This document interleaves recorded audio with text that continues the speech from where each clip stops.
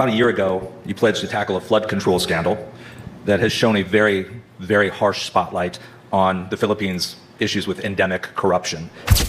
That is ongoing, and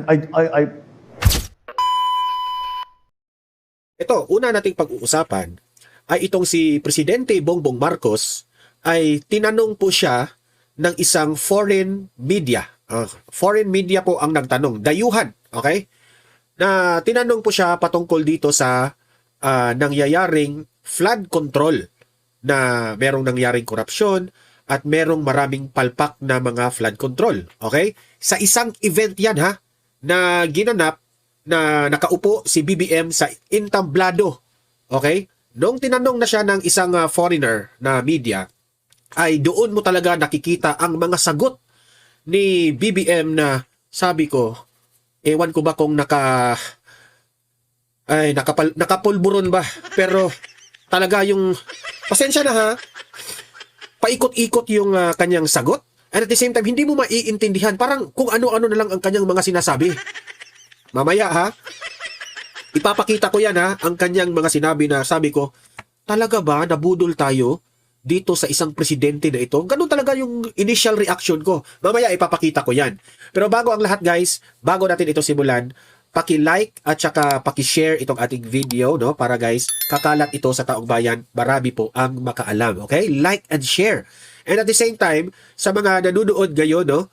Na hindi pa nakasubscribe sa akin, no? Lagi kayong nanonood dito, nagugustuhan nyo ang mga videos natin, pero hindi pa kayo nakasubscribe. It is time to subscribe Don Mar TV. Okay? Subscribe na po kayo kasi ang subscription po sa YouTube, walang bayad yan. Okay? Libre lang yan. Kapag nakasubscribe kayo sa akin, updated na kayo sa ating mga trending na mga balita. Okay? Simulan na natin itong first nating topic.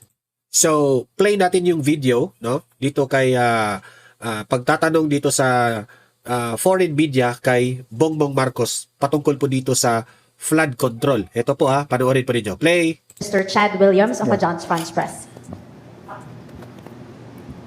Good afternoon, Mr. President. Thanks for taking the time today.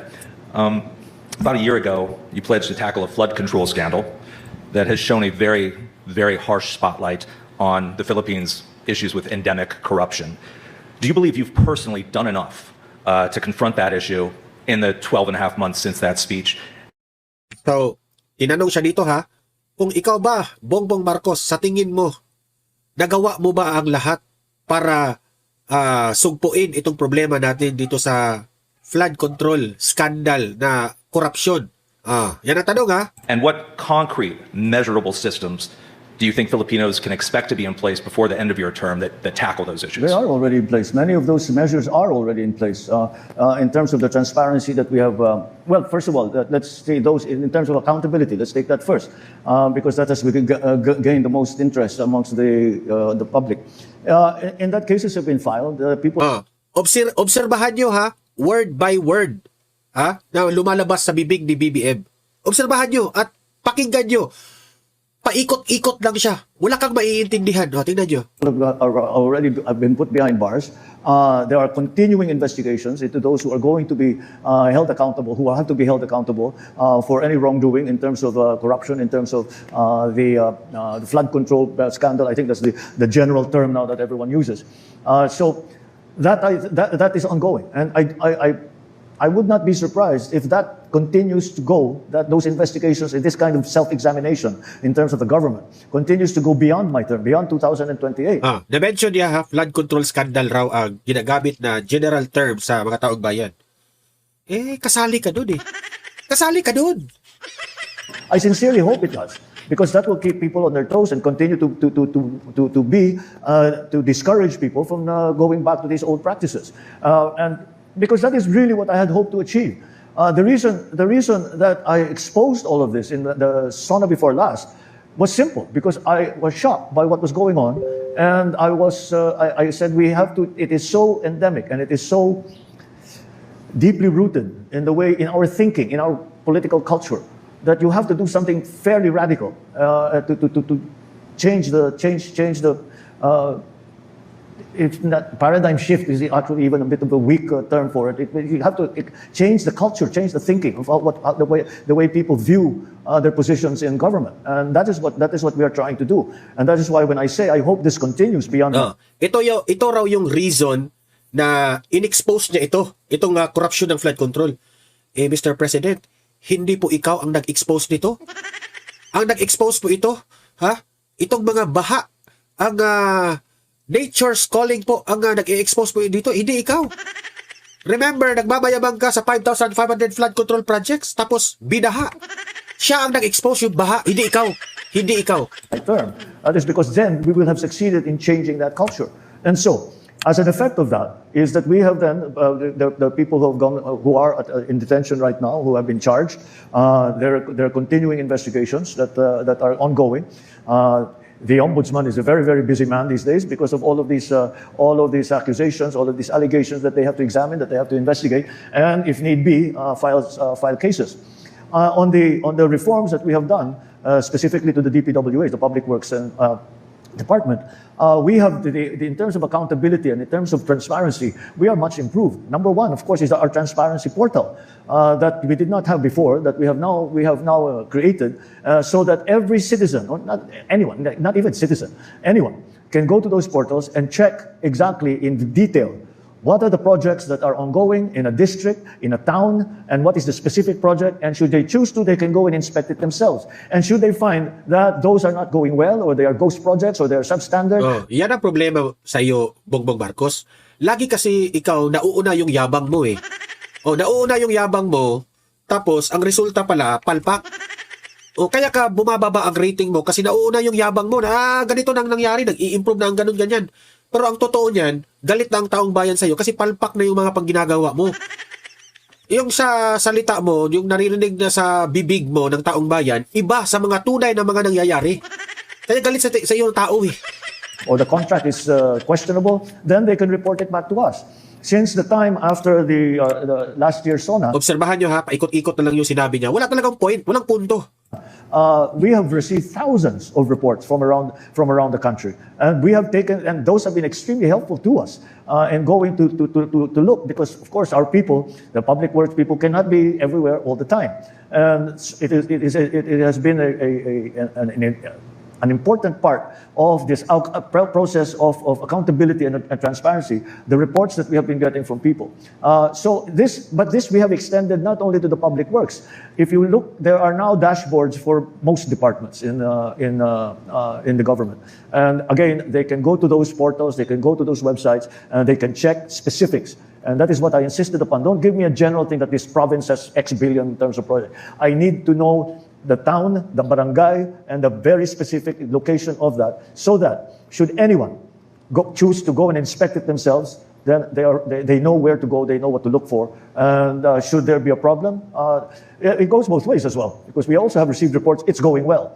But the majority, of course, is saying, well, we don't see the progress that that has been reported. It's reported as finished. It doesn't look finished. Kaya nga, sinong i-blame dyan?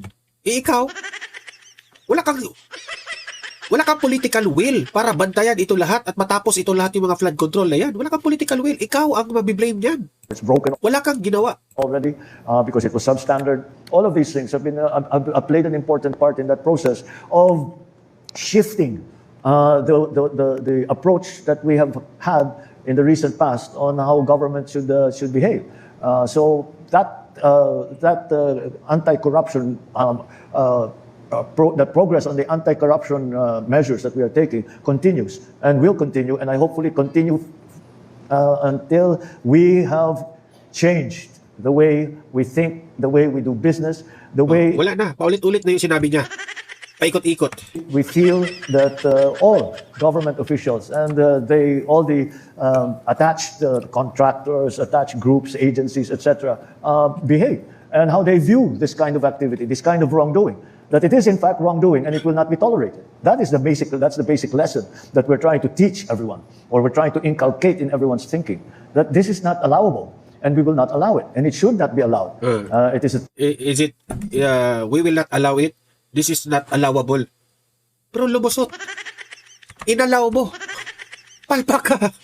tragedy that it was allowed for so many years. And we are finding instances of this, not only in the past years, but in the past maybe 20 years, we see things. Ikaw, yan, mahilig ka. Idadamay mo lahat ng administrasyon.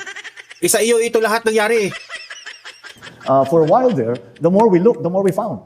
We're getting to the end of that, by the way. And then hopefully we are beginning to see the beginnings, where it all started, how it evolved into this situation, and now we are coming up with measures to be more secure in the knowledge that these will no longer be repeated. So we are putting measures in place for that, both legal, both administrative, and again, transparency portals, such as what we have now with the Department of Public Works. We have them now as well in other departments. The Department of Economic Development has their own, which goes to all the big projects that are undertaken, especially. Yeah, yung foreign media, parang ano ba to, paikot-ikot.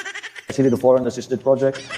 Then all the other directions that we are taking are very clearly specified what needs to be done and a constant monitoring that we are now doing. Whereas before we signed the contract and we left the contractor to do as what they would. We no longer do that. We now stay on it, and the people and their reports that are coming to us are an essential part of that process. Quickly, as you're saying, a lot of this stuff in terms of oversight are just now being put into place.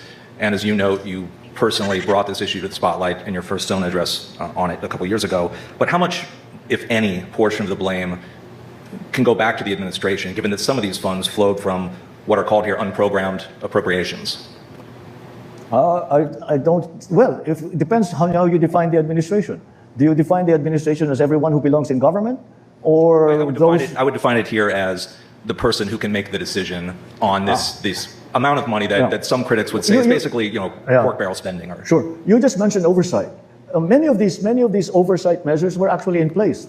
They were just not being respected or used, and people would serve paper over these things. So we're bringing it back to where it should be. Anyway, now one of the focus points that we found that we had to deal with was the amount of discretion that is exercised by officials in government, and we noticed that discretion has gone to a lower and lower part of the administration, until rank and file members are making decisions that are in the billions of pesos, that are in fact a very gray area, if not absolutely and totally illegal. So that is one of the measures that we have put in, is to remove that discretion. And the tool that we are using to remove that discretion, as much of that discretion as possible, because that's where the corruption comes in. If let us say, a functionary can make big decisions, then I can ask for money and say, I will decide it in your favor if you give me money. If you give me... Diyan ka naman magaling eh. Mangutang, humingi ng pera. Or if we come to an arrangement where I profit or you profit, or do something that is disadvantageous, what the term is disadvantageous to the government.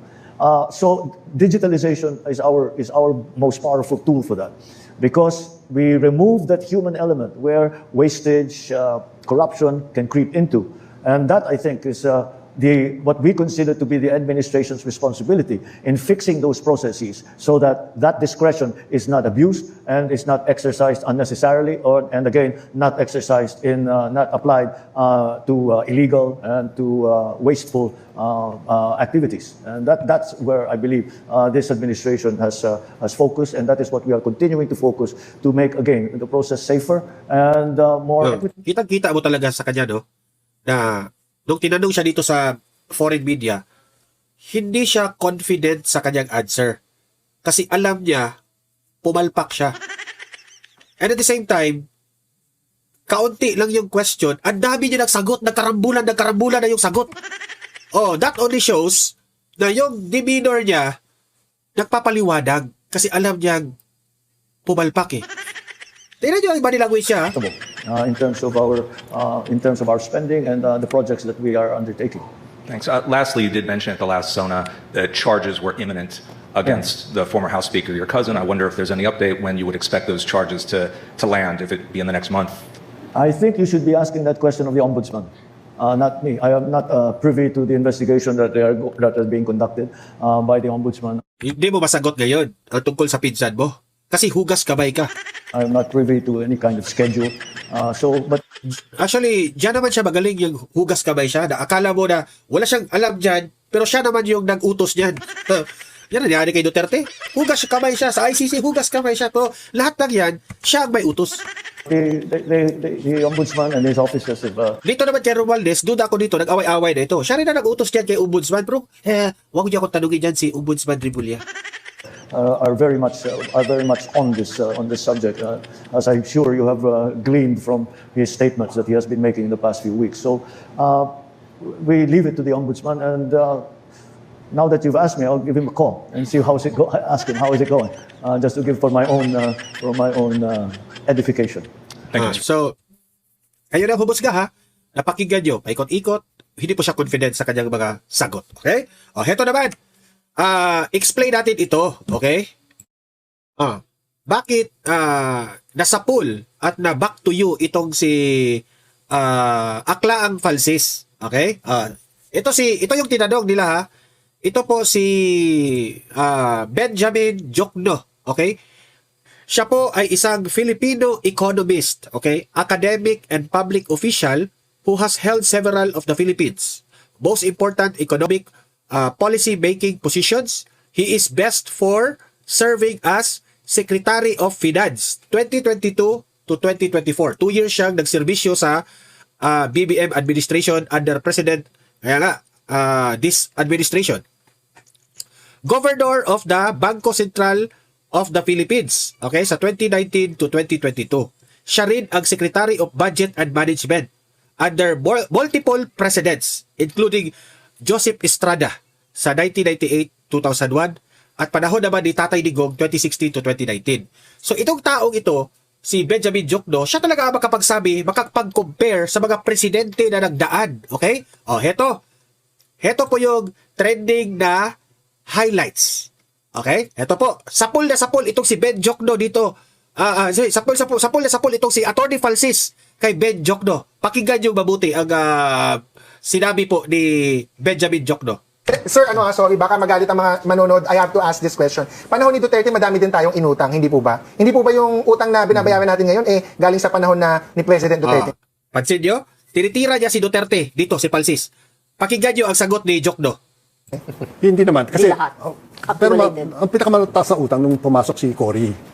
Noon, natatanda ko talagang wala kaming magawa. Dahil napaklak ng utang.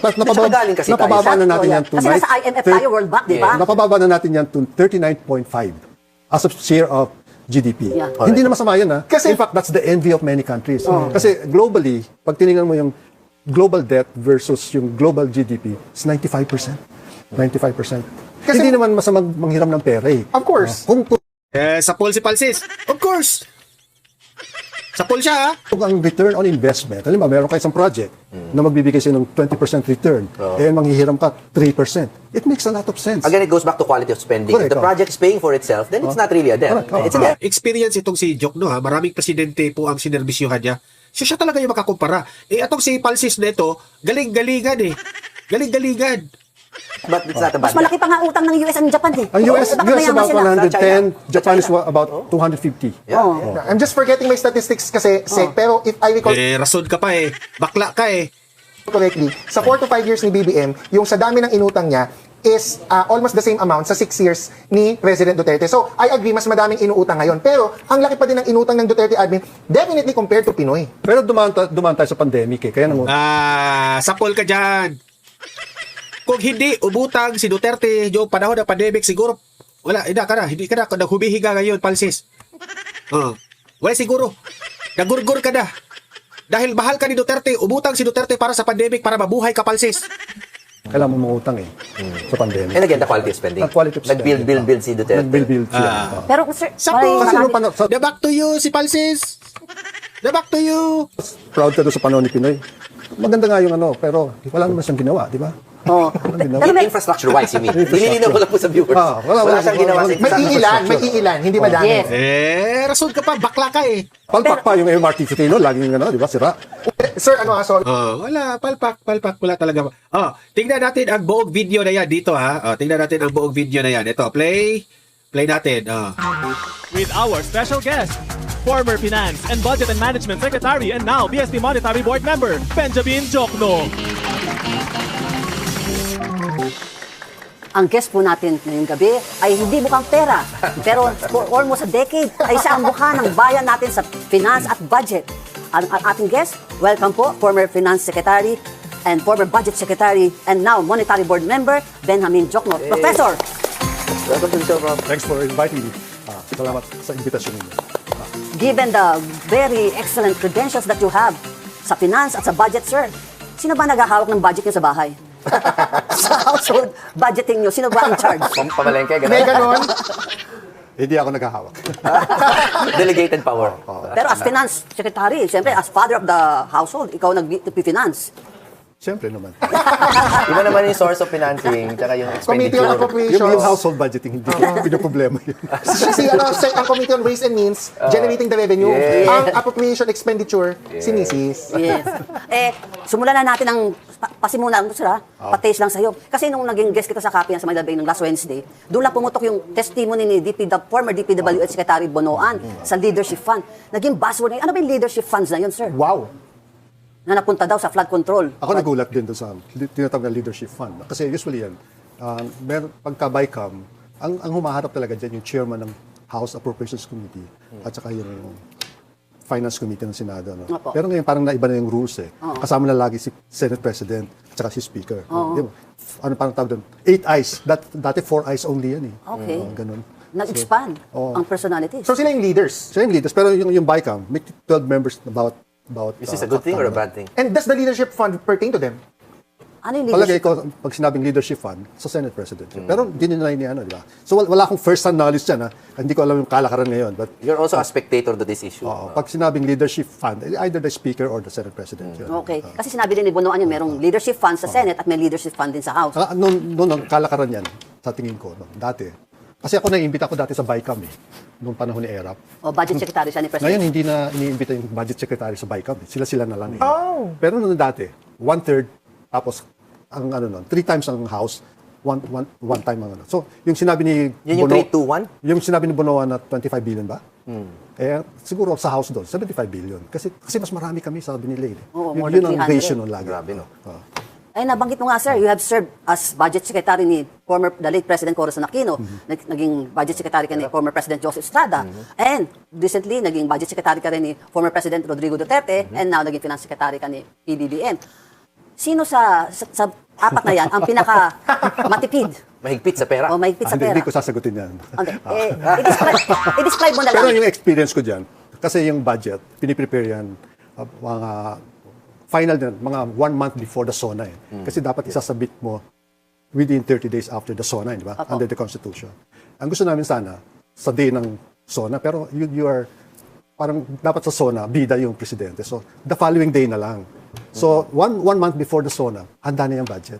At lagi ko sinasabi yan, ito kahit sinong presidente, kay Cory, kay Erap, kay Digong, kay Finance Secretary na ako noon. Pero sinabi ko pa rin, sa final meeting ng cabinet members, sabi ko, Mr. President, this is your budget. That's why it's called President's Budget. If any of your secretaries cannot live within their allocation, you ask them to resign. Or you fire them. Lagi ko sinasabi yan. Kahit tanungin mo, sinasabi ko lagi yan. Yun ang linya ko.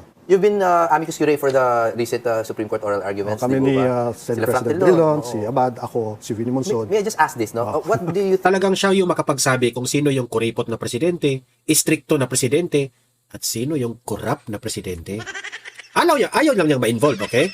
Pero alam niya yan. Think of that statement na that issue na ang unprogrammed appropriations ay deficit neutral. Do you agree with that or do you disagree with that? Ideally, kung under the normal circumstances, kung hindi pinapakialaman yung budget, neutral yun. Deficit neutral. Kasi yung nakalagay doon sa program appropriations, may program, may unprogram, no? May funding na ito eh. Yes. Yung sa unprogram naman, pwede ka lang gumastos doon pag nakakita ka ng additional revenues. Windfall. Or foreign loan. merong foreign loan na finalize. Increase in non-tax revenue. So walang impact talaga yun. So deficit neutral yun. Dapat. Pero ang ginawa naman itong Kongreso, yung mga nasa program, pinagtatanggal. Tapos nagsingit sila. Hindi na neutral. So it already caused a deficit. Correct. Yeah. Naging congressional insertions. In fact, sa DOTR, grabe ang nangyari doon. Lahat halos na foreign assisted project, yung subway, yung North Rail Transit, nakalusot lang doon yung sa Cebu isang project lang nakita ko isang parang 1 billion lang pero more than at least 100 billion pinagtatanggal. So hindi revenue neutral yan. On the same topic, Sec, no? Kasi deficit neutral, baka technical sa tao Pero yung amicus curiae boss, is it constitutional or not? Yung sinabi mo sa Supreme Court as to kayo dalawang abogado. Appropriations. Hindi pa wala pang desisyon ng Supreme Court. Pwede ba what advice did you give? Pwede po. Sabi ng dalawa. Kasi masasubjudice. No, we're just asking you what you said sa Sinabi ko, arguments. constitutional naman yan. Constitutional. Kaya lang yung mga problema natin doon sa program dahil mali ang interpretation ng Kongreso, inabuso ng Kongreso. At saka, siguro, inabuso rin ng executive kasi nagre-release sila ng katulad yung nangyari sa PhilHealth. Yun. Transpaglipat. Yes, yung 60. Hindi naman dapat yun Kasi hindi yun additional revenues kasi private funds yun Tsaka allocated na yun. At saka, hindi isa pang, yun. hindi, ayaw ko kung nasa anong status nun ngayon. Yung sa PDIC.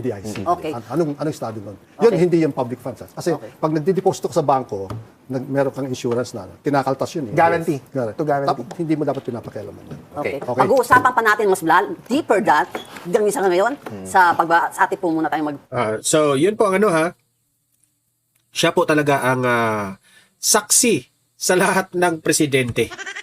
Kaya ikaw, Palsis, wag ka na lang kasi wag mong pipilitin na may kasalanan si Tatay Digong kasi mabaktuyo ka. Okay?